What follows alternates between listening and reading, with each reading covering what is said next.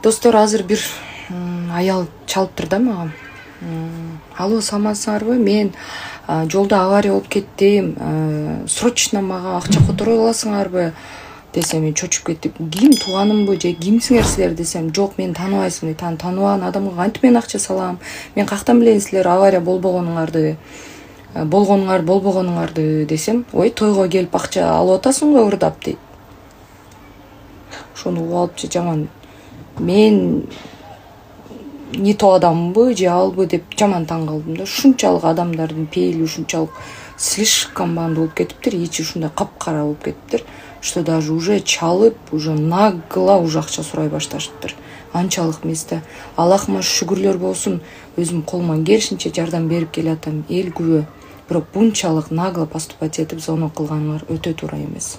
Мен каяктан билейм, мисалы үчүн ар кандай случай болушу мүмкүн.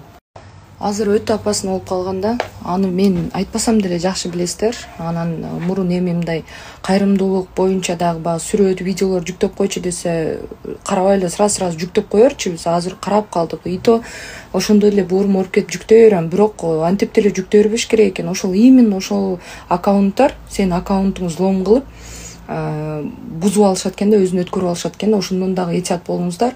Анан азыр мисалы үчүн менин сүрөтүмдү коюп алып, тааныштарга, туугандарга акча сураган инсандар да болуп атат. Эми көрүп атасыздар, баягы жокчулук эмнени гана кылбайт.